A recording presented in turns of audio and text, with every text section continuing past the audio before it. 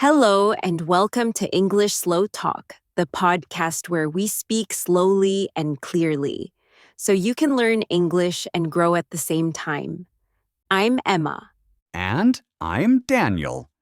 Today's episode is all about something powerful, something that makes learning easier, faster, and more fun. We're talking about curiosity. Yes. Have you ever wondered why kids learn new things so quickly? It's because they're curious. Many people study English with stress or pressure. They think they must be perfect and remember everything right away. But real learning starts with curiosity, with a question, with a little spark of interest. When you feel curious, your brain opens up. You pay more attention. You remember more. And you feel excited to keep going. So in this episode, we'll show you how to learn English with curiosity. We'll share tips, tricks, and simple ideas that make learning feel natural and enjoyable. We'll also talk about how to avoid the things that kill curiosity, like fear or boredom. If you sometimes feel stuck, tired, or unmotivated with English, this episode is for you. Because when you learn with curiosity, everything changes. Let's get started. Let's begin with a question. Why is curiosity so important for learning? Because curiosity wakes up your brain. When you're curious, your mind becomes more active. You want to know more, ask questions, and feel engaged. It's like turning on a light in a dark room. Everything becomes clearer and more exciting. And when you're engaged, your brain remembers better. Learning becomes more than just a task. It becomes an experience. Your brain says, "This is interesting. I want to keep going." Studies even show that curious people have better long-term memory because their brains form stronger connections. There's actually science behind this. Studies show that curiosity activates the brain's reward system. That's the same system that lights up when we eat chocolate or hear good news. So, when you learn something you're curious about, your brain feels good and releases dopamine, which helps you focus longer. That's why children learn so quickly. They ask why and how 100 times a day. They don't just listen, they explore, play, and experiment. Remember when you were a kid, chasing butterflies or building forts? That natural curiosity made learning fun and effortless. Adults can learn like that too. You don't have to force yourself to memorize everything. Just be curious. What makes you curious about English right now? Maybe a favorite song, a movie, or even a dream vacation. Start there. Let's take an example. Imagine you're learning the word bridge. You could just read it and try to remember, or you could ask, "What's the biggest bridge in the world?" Then you read about the Golden Gate Bridge, watch a short video on how it was built, and learn 5 more words like suspension, tower, and river while exploring. Suddenly, it's not just a word, it's an adventure. Now the word bridge is part of a story in your brain. It has meaning, emotion, and connection. That means you'll remember it more easily. Here's another quick example. If you love food, learn words like delicious by asking, "What's the strangest food in England?" You might discover haggis and laugh while learning. Curiosity also reduces fear. When you're curious, you focus on discovery, not on mistakes. You want to try new things, not just get it right the first time. It turns "I might fail" into "what if I find something amazing?" So, if you want to learn faster, don't just ask, What do I need to know? Ask, what do I want to explore today? Let your curiosity lead the way. It knows where the learning lives. And next, we'll see how this differs from regular studying. Let's talk about something many learners feel: the pressure to study, the feeling that learning must be serious, quiet, and hard. Yes, when people hear the word study, they often think about books, tests, and memorizing. And of course, some studying is useful, but it's not the only way to learn. There's another way, a more joyful way. It's called exploring, and it feels very different from studying. What do you prefer, studying or exploring? Studying often means following someone else's plan, but exploring means following your own interest. It's asking, what do I want to know today? Or, what sounds fun right now? Studying is usually connected to goals, tests, or pressure. Exploring is connected to play, discovery, and curiosity. Let's compare the two. Studying says, I must learn 10 new words today. Exploring says, oh, this article about my favorite hobby is interesting. I wonder what these words mean. Studying says, I have to finish this grammar chapter. Exploring says, why do people say used to?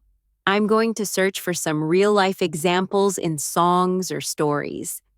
Studying is important when you need structure, but exploring keeps your energy alive. It helps you enjoy the process. I remember when I explored English through video games. It felt like play, not work.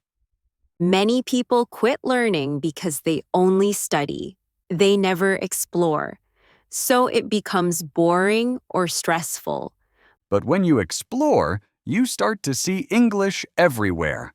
On a recipe, in a song, in a travel video, in a funny meme.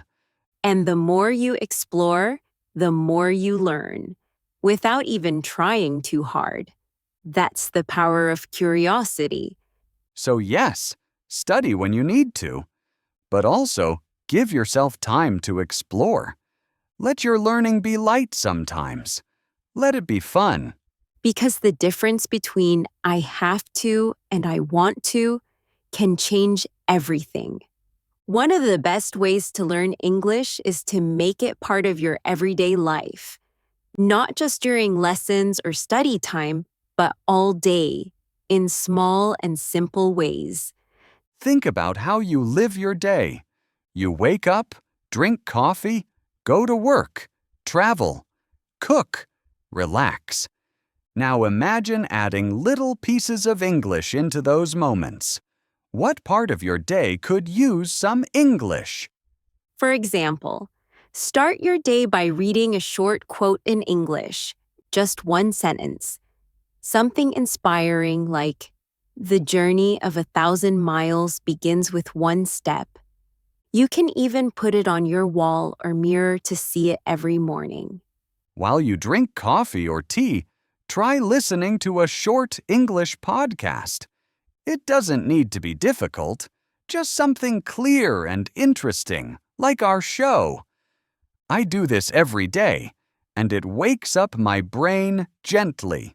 If you drive or take the bus, turn on English music, or repeat a few English phrases in your mind. Even 10 minutes of listening can help your brain feel more comfortable with the language. During lunch, you can read the news in English. Just the headline or one paragraph. Choose topics you care about, like sports or food, so it feels natural and fun. In the evening, when you watch videos or movies, try using English subtitles. You can start with just 5 minutes and slowly do more. Soon, your ears and eyes will begin to connect words and meaning without effort. You can also change the language on your phone or apps to English. It might feel strange at first, but your brain will start learning without pressure. I switched my phone last year, and now I know words like settings and notifications automatically. Label things around your home. Write door, window, mirror on sticky notes. It helps you remember vocabulary with no extra effort. Every time you see it, your brain practices. Use your social media too. Follow English pages, watch reels or shorts with native speakers, and save words that interest you. It's like exploring while scrolling. And don't forget about talking to yourself. Yes, talk to yourself in English. Say what you're doing. I am brushing my teeth. Now I am cooking pasta. This helps you practice without needing anyone else. Learning doesn't have to be something separate. It can live inside your life, one small piece at a time. Because when English becomes part of your world, it stops being study and starts being something you live. Next, we'll talk about how to follow your own interest in English. One of the best ways to stay motivated in English is very simple. Follow your interests. Do more of what you already love, but do it in English. When you connect English with your hobbies, passions, and favorite topics, learning becomes exciting. It no longer feels like homework, it feels like fun. What's your favorite hobby? Think about it. Ask yourself, what do I enjoy in my free time?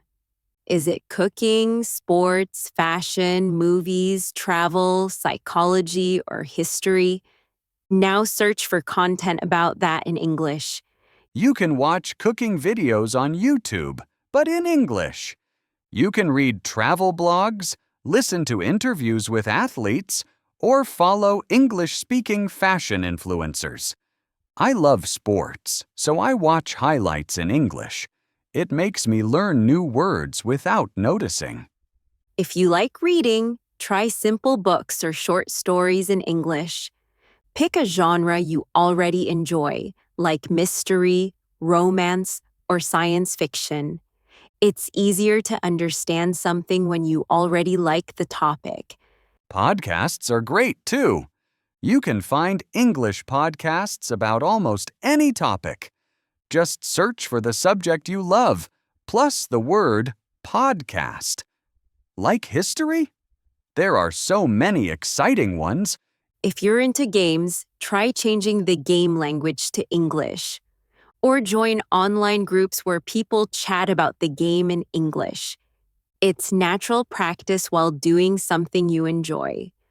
Also, if you use social media, follow accounts that share English content about your interests. This fills your feed with useful words that matter to you. You can also write about your interests. Start a simple journal in English. Even a few sentences about what you watched, cooked, or read can help you grow. Or send voice messages to a language partner about your favorite topic. Talk about something you're passionate about. It will sound more natural and it will be more fun. Learning becomes more powerful when it's connected to joy. You remember more. You stay curious. You want to come back again and again. Let your passion guide your English. Because when you love the topic, the language becomes easier to absorb.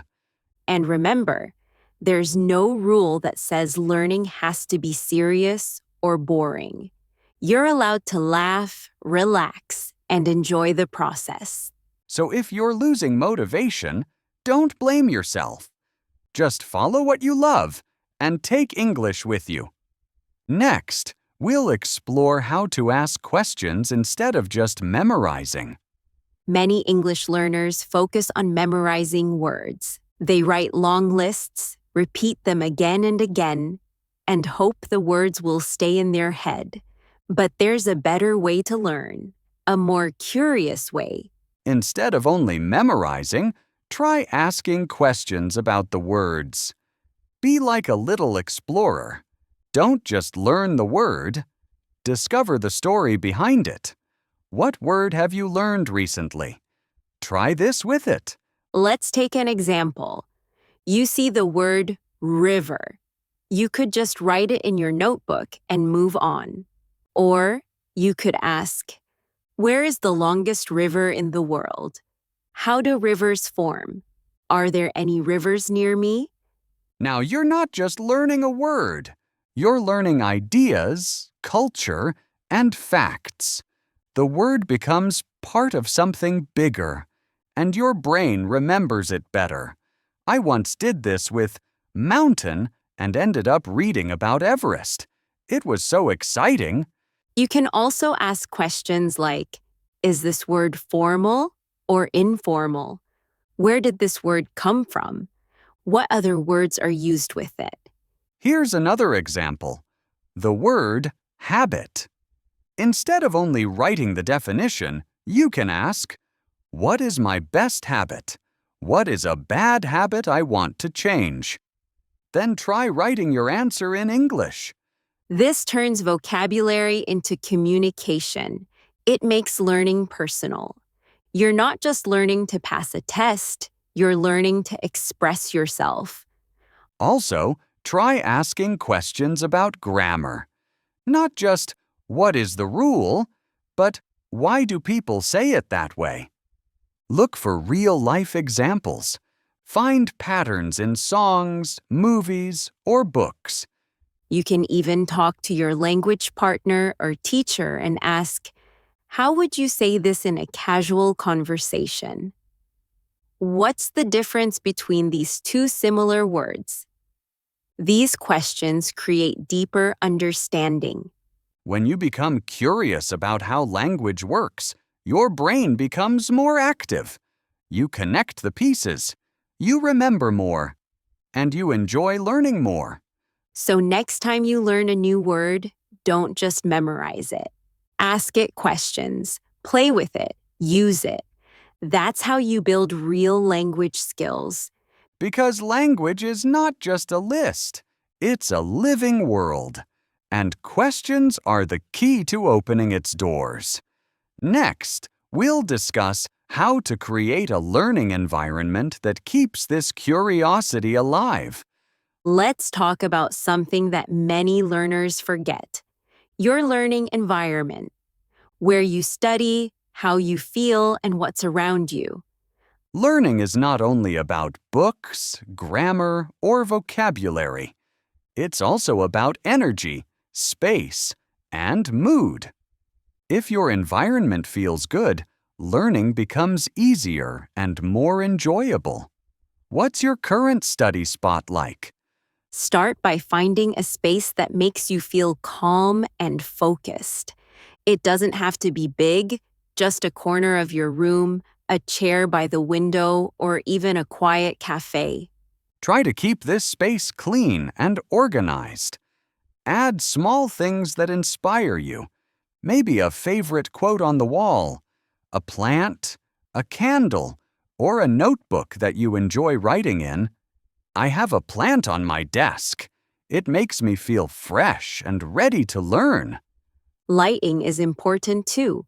Soft, warm light can help you feel relaxed. Natural light is great for your energy and mood. And let's not forget about sound. Some people like quiet. Others enjoy soft music, nature sounds, or lo-fi beats. Try different things and see what helps you focus best. I love lo-fi when I read English articles. Next, choose tools that you like using. If you hate your old textbook, try something new. There are so many apps, videos, podcasts, and games. Find what works for you. Your brain learns better when you feel safe and happy. So create an atmosphere that feels kind and welcoming. You can even build small routines to signal, it's time to learn now. Make a cup of tea, put your phone on silent, open your favorite notebook. These little rituals help your brain prepare. Don't forget to take breaks. Sometimes a short walk or stretch is all you need to return with fresh focus. And yes, add a little fun. Use colorful pens, draw silly pictures, laugh at your mistakes. This is your space. Make it personal. When you enjoy your environment, you want to return to it. And that means more time with English, more practice, more progress. So don't wait for the perfect moment. Create a space that feels good now. Your mind will thank you for it. Next, we'll share how to celebrate small wins and keep your curiosity strong. Let's talk about something very important for long-term learning. You need to celebrate small wins, and you need to keep your curiosity alive. Many people focus only on what they haven't learned yet. They say, I still make mistakes, or my English is not good enough. But this thinking can make you feel tired and stuck. Instead, focus on what you've already done. Did you learn a new word today? That's a win. Did you understand a short video? That's a win too. What small win did you have this week? Progress doesn't always feel big, but small steps matter. They build confidence. They build habits. They keep you going. Try writing down your wins. You can keep a little notebook and write one sentence each day. Something like, today I spoke English for 2 minutes. Or, I understood a whole song without subtitles. You can also create small rewards. After finishing a lesson, enjoy your favorite snack or watch a funny video. Celebrate the fact that you showed up. I reward myself with coffee after reading. It keeps me excited. Now let's talk about curiosity again. It's easy to feel curious in the beginning. Everything is new. But how do you stay curious over time? One way is to keep trying new things. Change your routine sometimes. If you usually watch videos, try reading. If you often study alone, try joining an online group or language exchange. Ask new questions. Not just what does this word mean, but how do people really use this word? Or why is this phrase common in movies? Let English stay interesting. Learn about culture, humor, food, travel, love. Let your heart be part of the process. And if you feel bored, that's not a sign to quit. It's a sign to change direction. Follow your curiosity like a compass. It always leads somewhere exciting. Every step you take is a success. Celebrate it. Smile at it. Let it remind you that you are learning. Because when you stay curious and kind to yourself, your learning never stops. Next, we'll cover common curiosity killers and how to avoid them. Let's talk about something important. There are things that can quietly kill your curiosity. They make learning feel heavy, stressful, or boring. We call them curiosity killers. Have you ever felt your interest fading? The first curiosity killer is fear of mistakes. When you feel scared to say something wrong, you stop trying. You play it safe, and slowly, your interest fades. But remember, mistakes are normal. They are not signs of failure. They are signs that you are growing. Every mistake is a small teacher. I learned so much from my early speaking errors. The second curiosity killer is pressure to be perfect. If you always compare yourself to native speakers or other learners, you may feel like you're not good enough. Perfection is not the goal. Communication is. Focus on progress, not perfection. Another curiosity killer is boring materials. If you use a textbook that feels dry and lifeless, your brain will lose interest fast. Change the material. Find books, podcasts, or videos that make you smile, think, or feel something. Choose topics that match your personality. The next one is doing the same thing every day. Repetition is good, but too much routine can make you lose motivation. Try new formats, watch a short film, listen to music, write a poem. Even 5 minutes of something new can bring your curiosity back. Another killer is learning alone all the time. It can feel lonely or frustrating. So join a community. Find a friend, a teacher, or a language group. Learning with others brings new energy and new ideas. I joined a chat group and it changed everything for me. The last curiosity killer is being too hard on yourself. If you only notice your mistakes, you miss your progress. Be kind, be patient. Curiosity grows in a space that feels safe and warm. So, protect your curiosity. Remove the things that block it. Add more joy, more variety, and more self-kindness. Because when curiosity stays alive, your English will keep growing with it. Thank you for joining us today.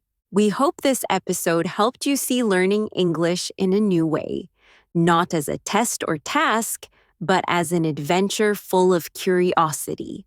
Remember, you don't need to be perfect to make progress.